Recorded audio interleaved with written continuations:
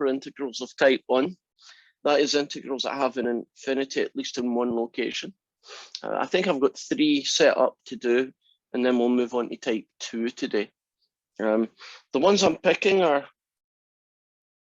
try to show you all the different kinds of things that can happen. In this question here, what technique will I use to integrate it?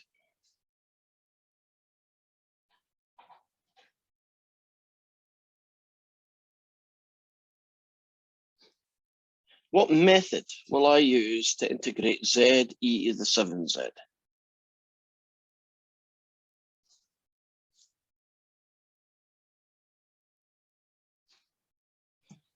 Parts. No takers yet?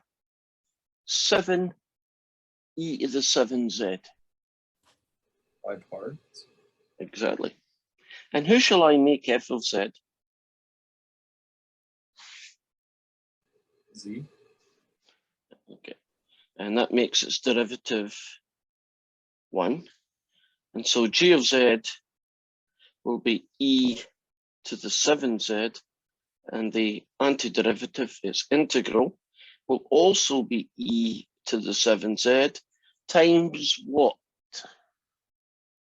The integral of e to the 7z isn't just e to the 7z, it's e to the 7z times something, isn't it?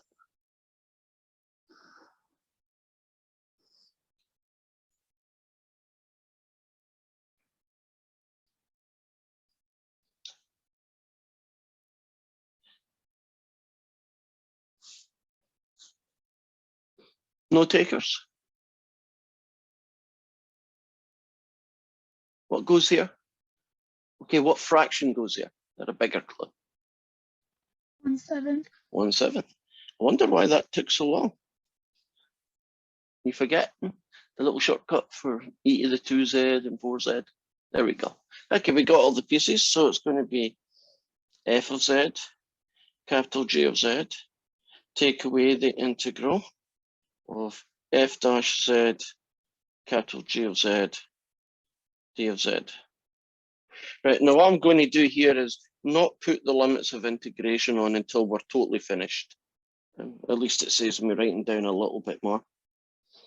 So it's going to be the limits t tends to negative infinity. That's z.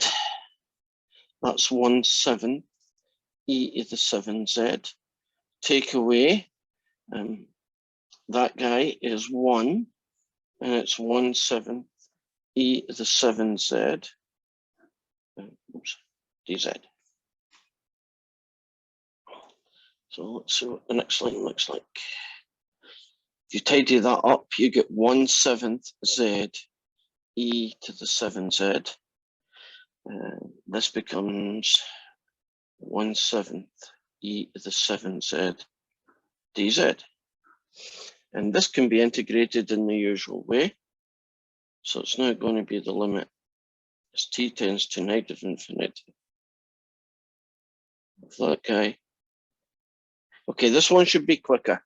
If you integrate 1/7 e to the 7z, you get e to the 7z, and what fraction goes there? What does the 1/7 turn into to go here? 149. Correct. Okay, and that's going to be evaluated at x equals, not x, at z equals t, and finishes at z equals 0.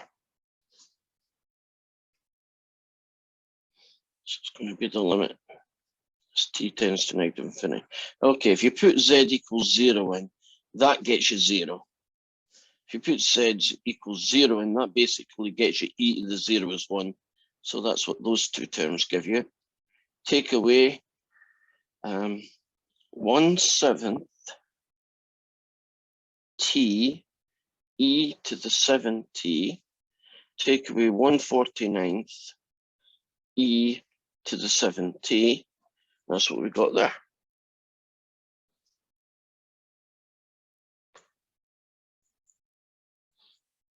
So far, so good. Okay, let's brute force this fella.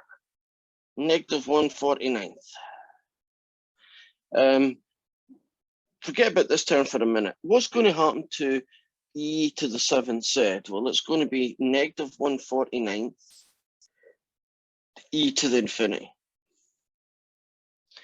And you got this ugly guy to do, right? Right, this ugly term here. In a way, I don't really care. I'll tell you why I don't really care. What's this guy going to be? What's e to the infinity going to get me? Infinity. Do you really think it matters what that is equal to if one of your answers is infinity? Not really. Can it be plus infinity? Actually, it's going to be another infinity. So what you end up with is a minus infinity minus another infinity. The bottom line is it diverges. So I'm not going to spend any time finding out what that horrible thing is equal to, because we already know it's infinity. Would you agree? Oh, well, I should say negative infinity for being, okay. I just realized that negative infinity goes there. And this is negative infinity, so that's plus infinity times e to the negative infinity. Oh, I should be careful about that. I forgot the minus infinity. Okay. Forget about this for a minute. This guy isn't e to infinity, which I said previously, which would make it infinity. It's e to the negative infinity. What does that equal when you do brute force? E over, sorry, 1 over e to the infinite power, Right, which can would we be just call that infinitesimally 0? small. Yeah, Yeah, so we can we'll call call that it 0. 0.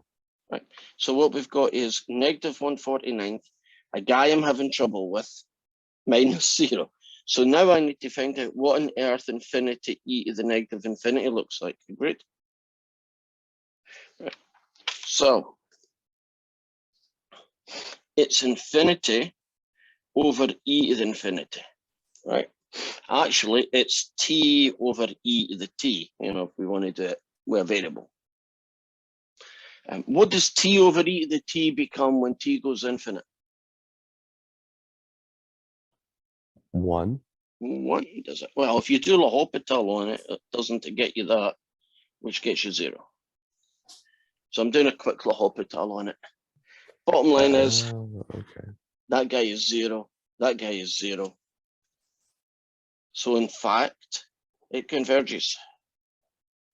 Now, if I change this integral, not from negative infinity, but if I made this a plus infinity, like I did a few moments ago, wouldn't this guy be an infinity and that one would have been infinity and the thing would have diverged?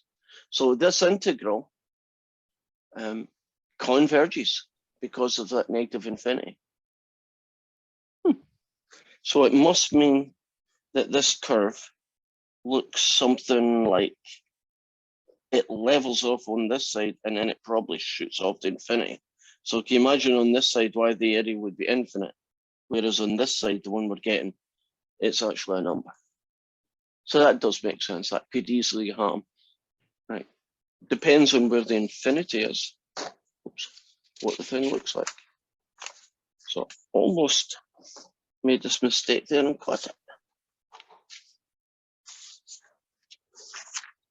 Here's this guy.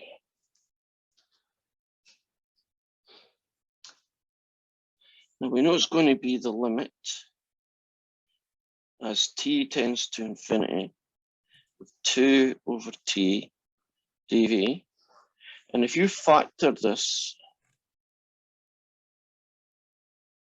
you get that. It's important that you do factor that because now you're going to have to figure out what method can be used to integrate this guy.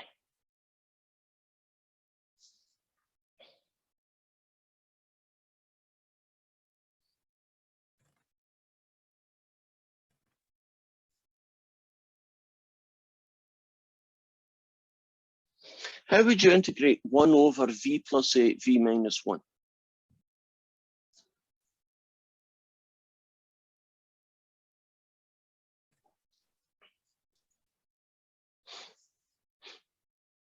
We did it, I think, last week.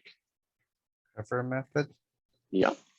And if you do the cover up method, by breaking into its two partial fractions. This one gets you -8/9, right? Plug in -8, 1, -9. Oh, 1, -9, -1/9. And you plug it in here, you get +1/9. Okay, so what does that become? Well, it becomes a limit as t tends to infinity of this fella, which is 1/9 the natural log of phi plus 8, plus 1/9 the natural log of v minus 1, evaluated at v equals 2 and v equals t. So it's the limit as t tends to infinity. Right, if you plug in t, you get 1/9 the natural log of t plus 8, add 1/9 the natural log of t take away 1, minus, if you plug in 2, you get -1/9 the log of 10. And if you plug in 2 here, you get the log of 1, which is 0, so just don't bother writing it. So we are looking at the limit as t tends to infinity of this guy, add this guy,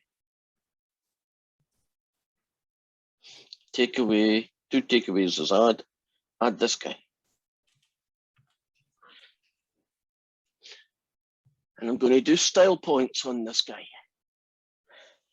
And that's going to help me figure out what happens when t becomes infinite.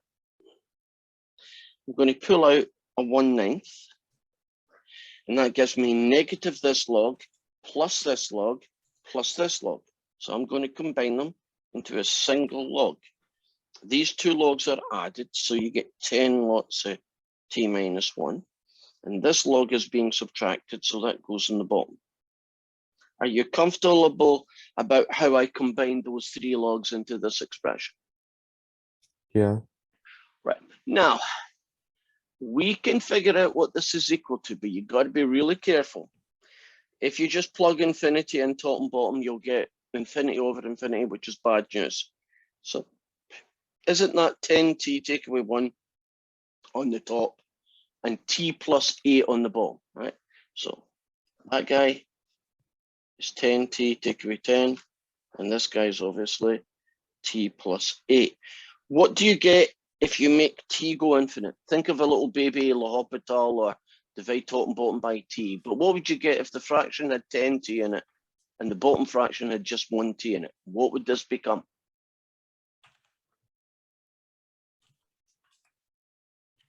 $10t and stuff on the top, t on the bottom. What would that become if you did, say, L'Hopital on it method, or if you did divide top and bottom by t method?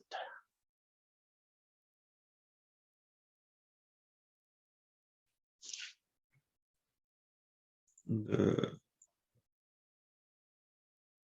bottom would turn into 1 Correct. and the top would turn into 10. And so the whole answer would be 10 then, right? So what do you get? The answer is 1/9 the natural log of 10, it converges.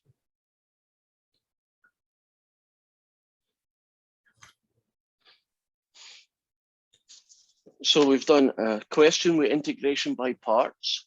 We've done a question that you ended up doing partial fractions in the cover-up method. And I believe there's one more to do, and then we'll move on to type 2. Let's look at this fella.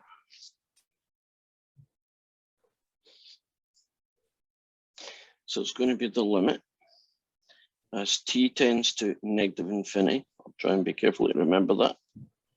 T to 0 of z over z to the 4 plus 49. It was a couple of days ago we talked about this guy, and I said, look, this is a u sub, but it's not the obvious u sub, which would be z to the 4 plus 9, or even z to the 4.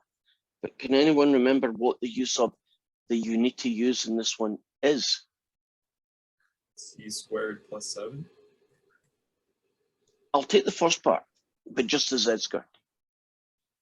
The +7, I can see where you want that, 49 is 7 squared. I can see where that is. But Z squared is good enough. You don't need to do more than that. And so when you differentiate it with respect to Z, you get that. And you do a crossover. You get that. And you divide everybody by 2Z to isolate the dz. So far, so good. Right. I'm going to make the limits of integration disappear again until we get to the end. So it's going to be the integral of z. Now, z to the 4 becomes u squared. So this guy is u squared plus 49. Do you see why we don't need the 7? If you put the 7 in, it would actually screw up the next line. And then the dz would be 1 over 2z du.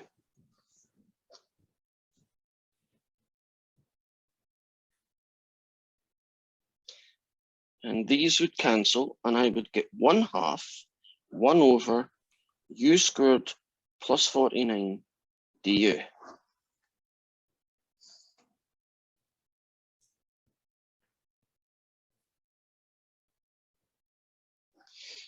Okay, this one's going to be a bit of a memory thing. I know I did cover it, but it's a while back and we only talked about it for a few minutes. The integral of 1 over u squared plus 49 can be done because we know what it's equal to. Can anybody remember what the integral of 1 over u squared plus 49 becomes?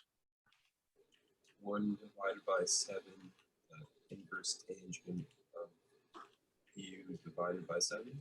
You nailed it. Okay, 1/7 inverse tan of whatever the variable is over 7, in this case u. While I'm at it, I'll now combine those two fractions to get 1/14, and I'll turn the u back into z squared. And we can now put in the evaluations, and that's from x equals t to x equals 0. Almost finished. Plug in 0, you get 1/14, the inverse tan of essentially 0. Take away 1/14, the inverse tan of t squared over 7. That's a bit messy, but we'll sort that out shortly. And at this point, I'm going to do brute force. Isn't the inverse tan of 0 just 0? So that disappears totally. And then we have the inverse tan of infinity. Oops, negative infinity squared over 7. Isn't that just the same as infinity over 7? Infinity squared still infinite. In fact, isn't infinity over 7 still infinite? Okay, we have seen this once before. The inverse tan of infinity isn't infinity. What number, and it's got a pi in it, is the inverse tan of infinity? Halves. Say again? Pi halves. Correct. And so our answer is negative pi over 28, and that converges. Are we comfortable with that one?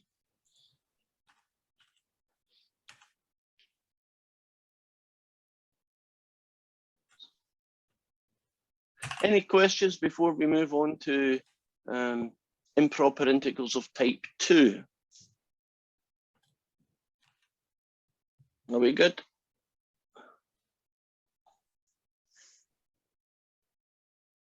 I have a quick question. Yeah, David. On the previous question, wouldn't it be 10 over 9? No, okay. But you're kind of thinking 1 plus 8, right? I'm assuming. Yeah, let me show you kind of a little bit longer. If you multiply it out, you're looking at this. Okay, onto my screen. So this guy is basically him, right? Now, you can do this a couple of ways. The simplest way would be just to find out what this fraction is. Would you agree that 10t take away 10 and t plus 8, when you find their limit as t becomes infinite, couldn't we do a L'Hopital on that? So when you differentiate the top, you get 10 minus nothing, and the bottom you get 1 plus nothing. You see where the 10 came from? Mhm. Now, if you wanted to do this technique by dividing,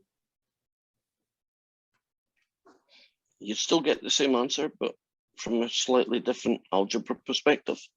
You would get, divide that, you'd get Oh. 10 minus this piece and 1 plus this piece.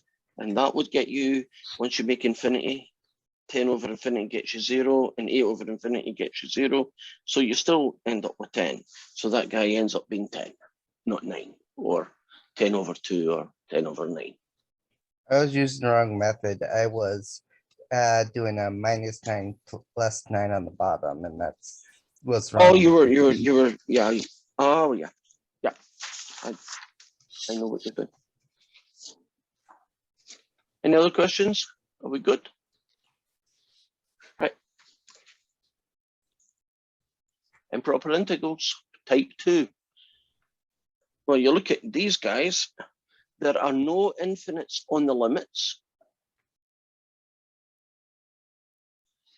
Nonetheless, they are improper integrals, and they are improper integrals because this function here will have a vertical asymptote. In this case, isn't 0 a bad place?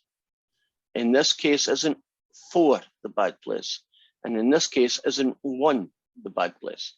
So if you're trying to do an integral that has a vertical asymptote on it, you're looking at improper integrals of type 1. So can you imagine that we had a vertical asymptote, let's just say at x equals 1, and the shape looked something like this, and we were trying to find the integral from, say, 0 to 2.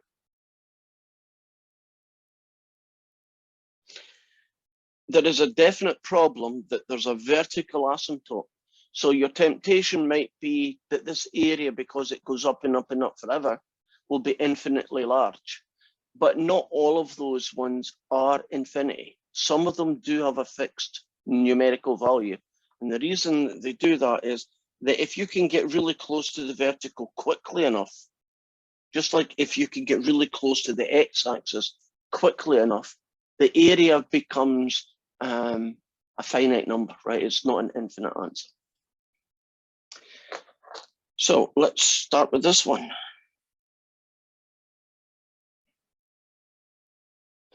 And we are going to use a limit technique. We're not going to make the limit as t tends to infinity. What we're going to do instead is do the limit as t tends to 0.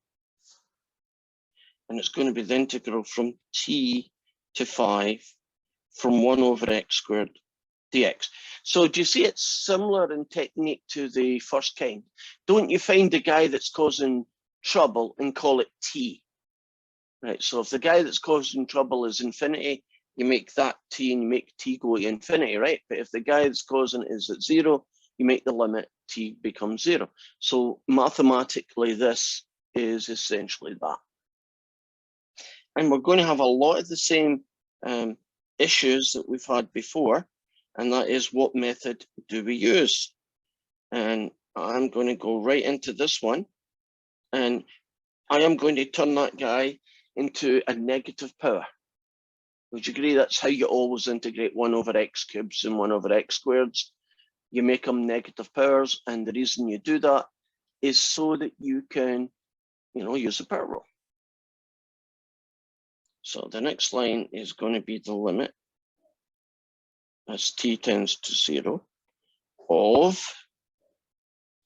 well, add 1 to the power and divide by the new power, and evaluate it to x equals t and finish at x equals 5. And just like we did before, style points helps us in the calculation that's going to come later. It's going to be that guy.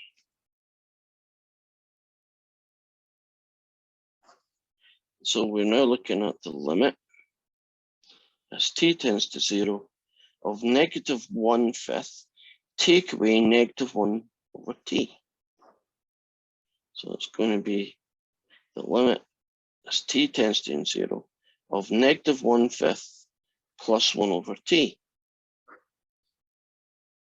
And now I'm going to do brute force. I'm going to make this guy 0. Right? Brute force just means you replace it and you're looking at that guy. What does 1/0 get you in the big scheme of things? 0. It doesn't get you 0. 0/1 gets you it. That's a common mistake. What does 1/0 get you? Is it infinity? It is infinity. Think of 1 divided by 0.4 billion zeros in a 1. Do you know the answer would be 1 with 4 billion zeros after it? Wouldn't it be extremely large? Infinitely large. So we are looking at, it diverges. Because you know if the answer is infinite, it diverges.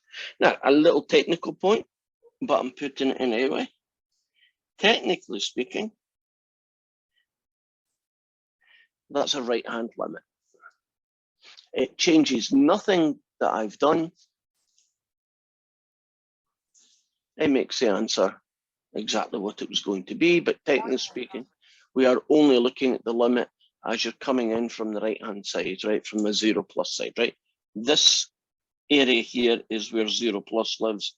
Over here is where 0 minus lives, right? You're still coming towards 0, but you're coming to it from the positive side. And that's the first one. So that one diverges. Let's look at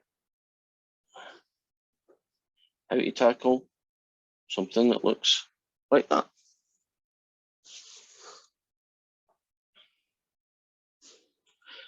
Well, it's going to be the limit as t tends to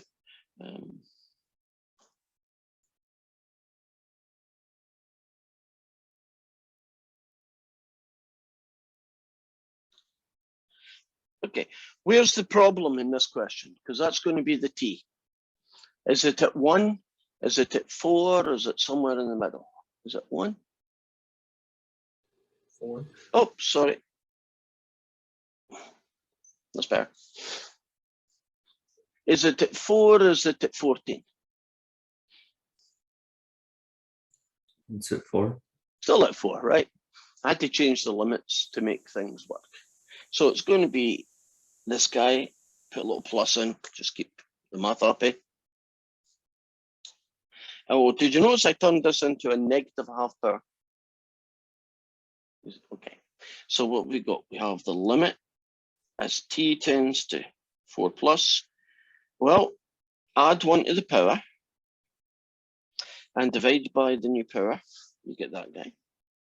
Evaluated t to 14. Evaluated at x equals t to x equals 14. Do some style points on it.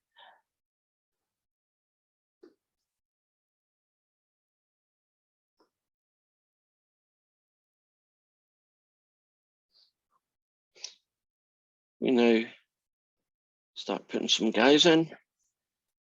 14 take away 4 10, so 2 square root of 10, take away 2 square root of t, take away 4. And now we'll do the brute force technique of just plugging in 4. So 2 root 10, take away 2 lots of 4, take away 4. Oh, wait a minute, that's 0. So guess what? It converges.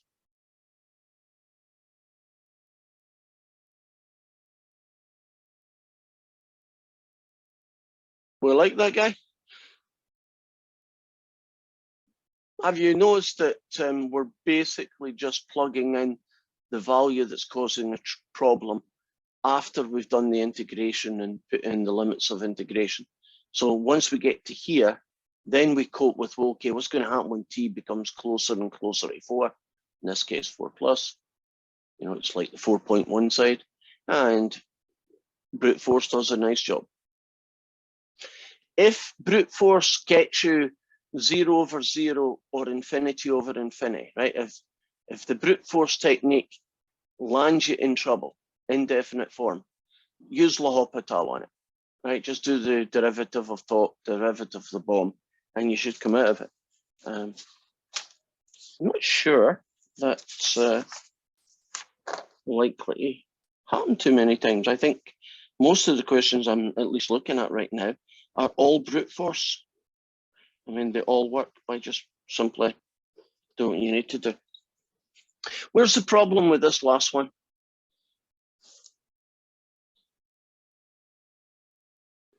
The value that makes the bottom 0 is not Okay. And what is that value of x that does that? 1. Right. Do you notice in this last example, the problem isn't at the start or the finish as it was here, right? It's something in the middle. You remember when we did minus infinity and plus infinity, the theory says you've got to split them apart, right? You can't do them in one go.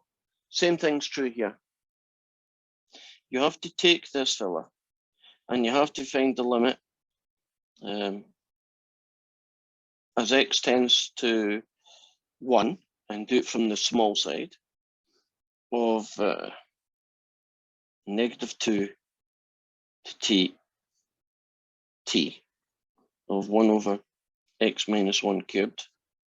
And then you do the limit as t tends to 1 plus of the same guy. So make that t and make that 2. There we go. And then we find each of these separately. Now, 99 times out of 100, if that guy's a number, so will this guy be a number, and the whole thing will converge. 99 times out of 100, if this guy's infinite, so will this guy be infinite, and so they diverge. But 1 in 100 times, one of these is a number, and the other one is infinite, right? That's the other possibility. What happens if this ends up being converges to 2, and this ends up being infinite? What do you do about this fella here? What's your answer? So if one of them's a number and the other piece is infinite, what's the whole result for this integral? It diverges. It diverges. So if you're doing one of these double split things, and this one here is infinite, because it's a good idea to do them one at a time. If this one's infinite, will you not even bother getting that one? Will you immediately stop and say divergent? Right? What if the other one is negative infinity? Don't matter. The minute one of them's infinity, infinity takeaway infinities are not allowed. There is no guarantee that these infinities are the same value, and even if they were, it's still not allowed. So convergence in these questions mean that each piece of it has to be finite. So yeah, you could say, well, that's infinity and that's minus infinity, so the whole answer is 0. And if you look at it visually, it might look that way, but that's not how we treat it. We will say it diverges. Okay, so which one do you want me to go for? Because I'm hoping to get an infinity out of this. Left or right? Which one do you want me to do first?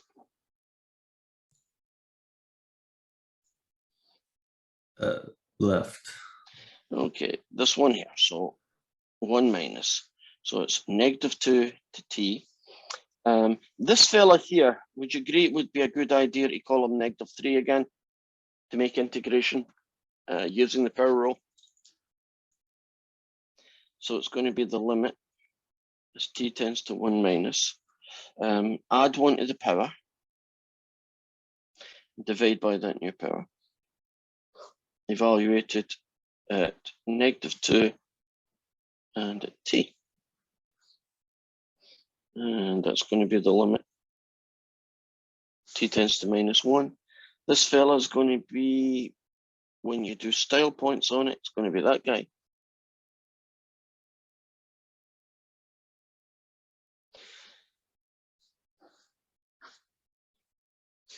Pretty standard integral. So I'm going through it pretty quickly. Okay, plug in t, what do you get? -1 over 2 lots of t take away 1 squared minus -1 over, well, if you plug in -2, you get -3. -3 squared is 9, so you get 18. You get that guy. So we are looking at the limit as t tends to this guy, of that guy, plus an 18th. Okay, brute force again. If you plug 1 in here, you get 0, and 0 squared is still 0, and 2 zeros is still 0. So you get -1 over 0 plus 1/18. Yeah, we've seen it before. What does 1 over 0 get? And it doesn't get a 0, Okay. right? And do I really care about the rest? Not really. Would you agree that this one diverges? I guess if you want to be purist, it's negative infinity, but would you agree it diverges? Do I need to Mhm. bother looking at the other one? No. This integral diverges.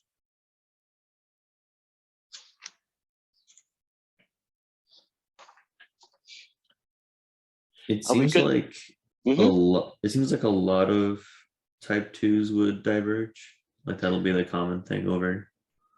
Well, right now it's 2 out of 3, but there is a way, a kind of shortcut way of knowing what your answer is, but you have to still prove it.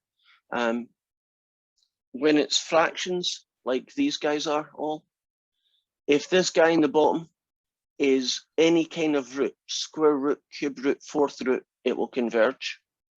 If it's any positive number, like x squared, something cubed, something to be the 4, or even something like 1 over x will do it, right? When it's those, it will end up diverging.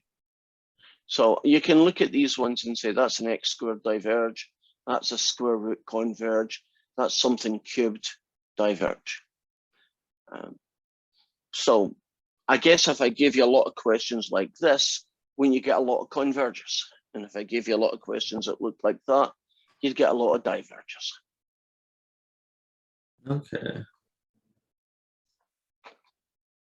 Okay. Any other questions? That was an interesting point.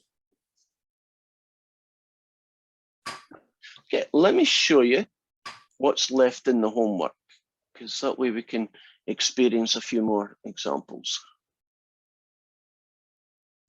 Okay, this is question 20. Where is the problem? What will the t be?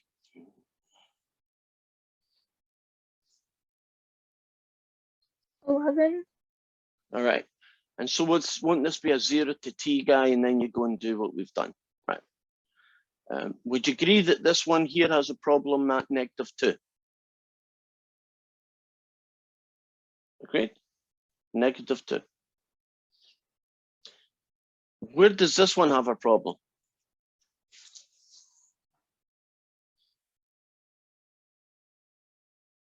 At 0.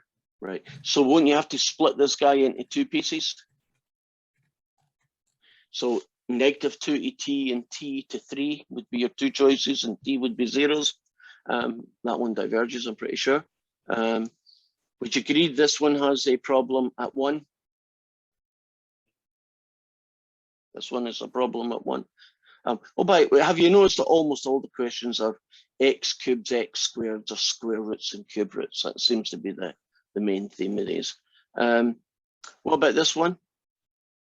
Oh, actually, that's actually quaint. Oh, there's a coincidence. 23 has the same numbers as 24. But you Nice. get, I have it, but you may get 5 here and 9 there, right? Because it randomizes. And the last one, where is the problem in question 25? X equals 1. x equals 1. Have you noticed that every single one of these questions is always a 1 over x squared or a 1 over cube root of x plus 1, right?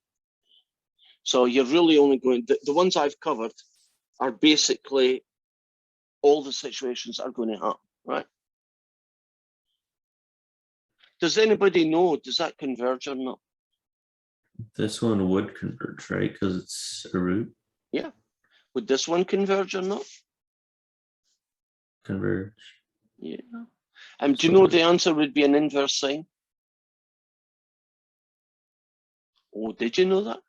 Wouldn't the answer Yeah, to 'cause this one be it's- an Yeah. 1 Yeah. over square root 1 minus x Right. squared. So it'd be 7 inverse signs. So the number it converges to is important because when they converge, don't you have to put here the number, right? So you have to put in 7 pi over 3 or whatever it is. So you can't just, do a shortcut through it. And there's the same question in my case. Would you agree this one diverges? Mm. It's still a good idea to prove it, so you're used to it. This one converges. Right? How do we know this one converges?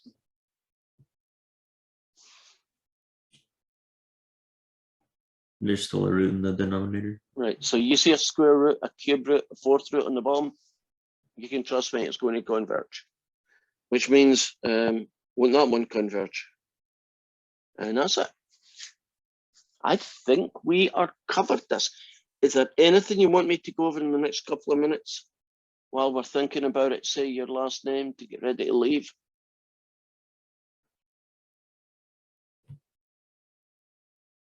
Now, in a test question, you're not allowed to just say, oh, I know it diverges or I know it converges. Don't you have to do all this proof stuff?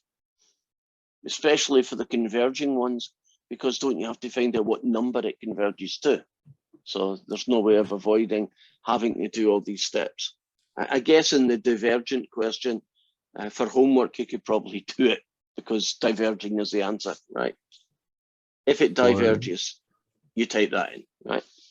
But in a test, you would still show me the working to prove to me it diverges. For a test question, if it diverges, for instance, can we shoot down like the part that would prove it? So when you did the question where you had to split it down the center, Right. and You we only just did need to like, show me one piece diverges and you can stop there. That's okay, your question.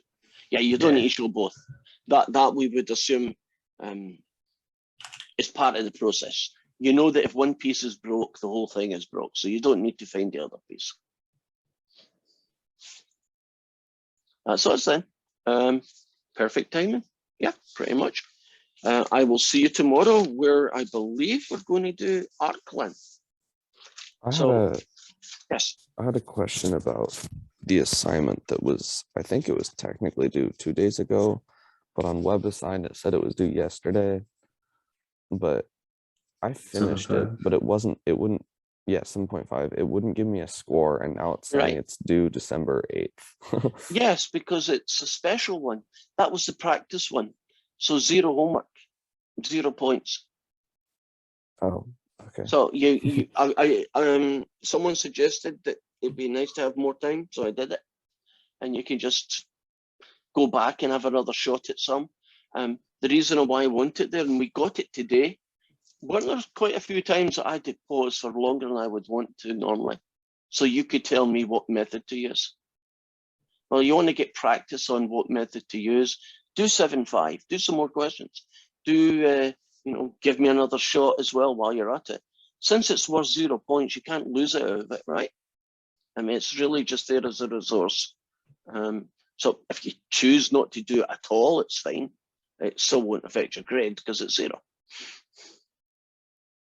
So there were some stars there that said extra credit. So I'm guessing it's. I don't not know what those extra stars credit. extra credit are about. Ignore that. It must be just what Okay. website says. I never made it extra credit, but I think if I extend something, maybe extra credit, and maybe WebAssign assumes that I'm doing extra credit, but I'm not. So that's a very special homework, right? Choose to do it or not, it's really just there for you. Okay, that's it. Bye-bye, guys. I'll hang about for any other questions. Don't want to keep you because I'm sure you've got things to do, places to Can be. you put 17 back up? 17 coming up. There's 16. There's 19. Keep looking. Done. I don't know which one was 7. Oh, it's in front of me. Okay. The e to the power. Let's show you 17 again. Where's my advanced? There we go. Here it is. I think I've got a bit over here that I did on the side. Did I throw that away? Yeah, I did. Oh, okay. So we're basically having a problem with this one term in the middle. And we're trying to find the limit as t tends to negative infinity, right? Agreed? Yeah. Right. So what I'm going to do here is basically take this guy and change him just a little bit. I'm going to try and do a L'Hopital on it. And the way I'm going to look at it is, if you think of t over 7e to the 7t, right? Well, if I'm going to stick that guy in the bottom,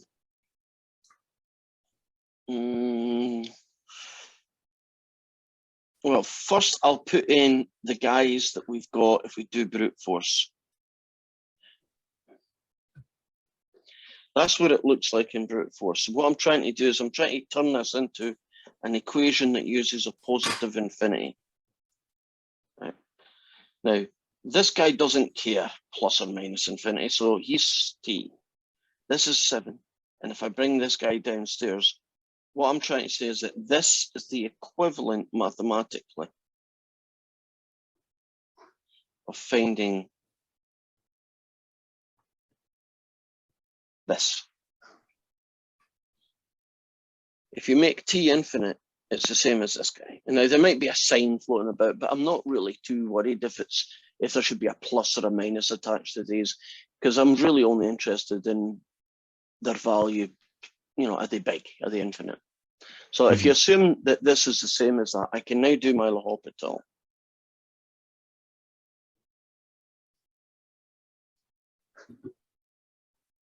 And then I can plug in my infinity. And that's why this guy's 0. Now, if I try and do this, can you see that this doesn't play well with L'Hopital because it's a product? Now, I guess I could get round it, now that I'm thinking about it, by artificially calling it t over 7 e to the negative 7t.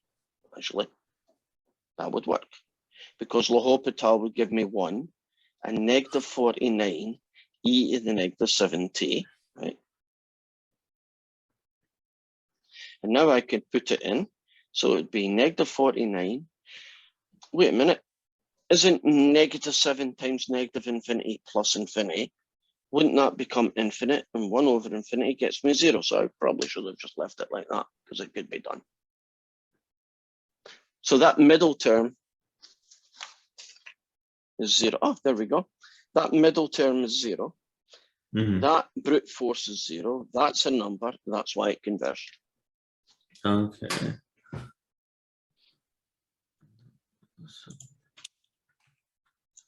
So you don't need to do that little clever bit of algebra. I just figured another way of making L'Hopital work.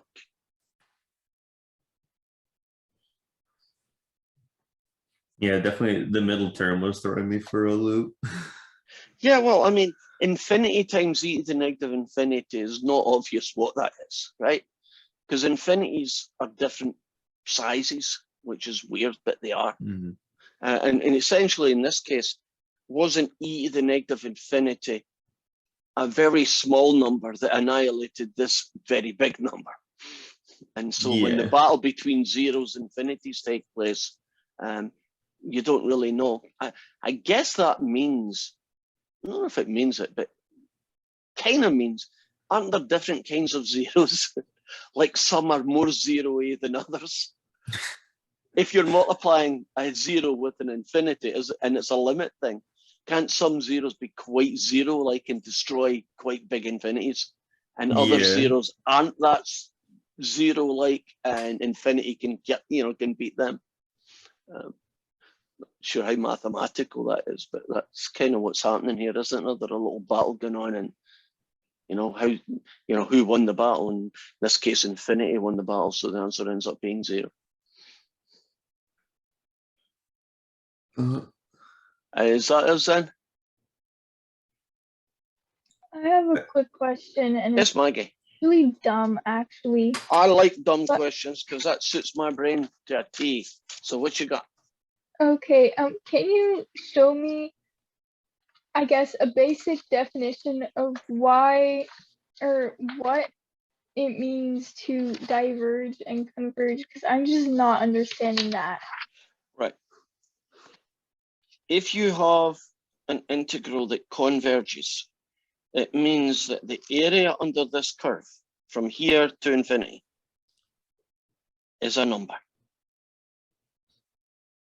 The area is, say, 42. So when I say it converges, I'm saying the area from 1 to infinity, whatever the integral is, 1 to infinity of this function is a number. And the reason we say converges to 42 is, since we use the limit process to get the answer, if you want to be lawyer-esque about it, you don't say the area is 42, you say the area converges to 42. In other words, it gets closer and closer to 42 as you travel along the x-axis. On the other hand, you might have a different function.